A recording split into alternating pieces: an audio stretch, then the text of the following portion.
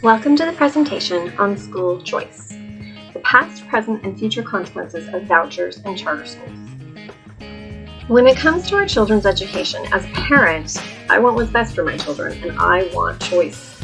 Choice is a seductive term that coincides with the ideals of freedom, consumer choice, and personal liberty.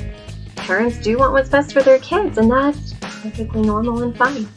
But we often become short-sighted when selecting the best option for our children.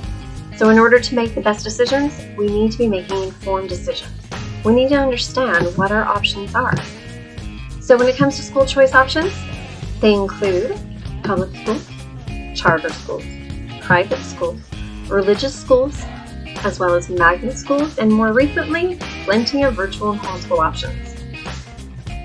What are the differences between each of these schools though? Where does the school funding come from for each of these schools?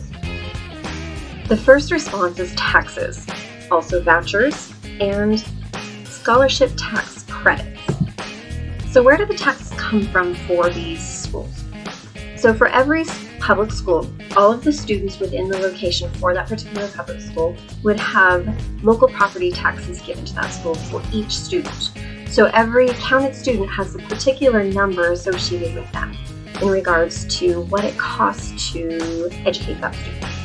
So if a parent were to decide to remove their student from that public school and take them to a charter school, magnet school, whatever school they would choose, the money would follow their student. Sounds like a great idea, but it's not a great idea in everybody's minds. According to Levin 2021, he says private school vouchers rob the public treasury. They pay for discrimination. They do not improve student outcomes, they increase segregation, and weaken an enormously important public good. Everybody benefits when everybody is educated. So what happens when we start creating these segregated schools, we increase other issues in society, including socioeconomic gaps, technological gaps, increased segregation, and unfortunately increased discrimination as well. What happens, however, when a society is completely educated, these communities become healthier and happier. They are less prone to violence, again, happier. They are often more advanced. They have fewer teen pregnancies. They have better community programs. Overall, an educated community benefits everyone from every socioeconomic aspect. Unfortunately, the city that I live in has a crime rate of 43 per 1,000 residents. My city has one of the highest crime rates in America. And last year, in 2021, there were 67 shootings, 16 of which were deadly. These things can be changed through education. Education and kindness are the only things that can win people over.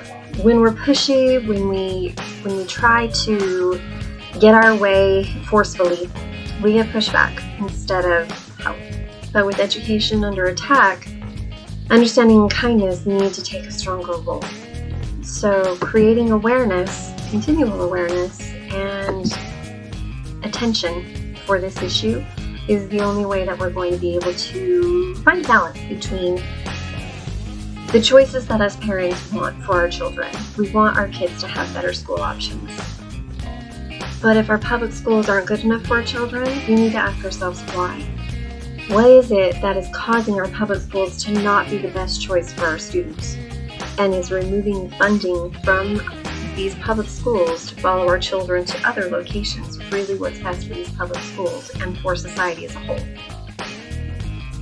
I think we need to continue asking that question.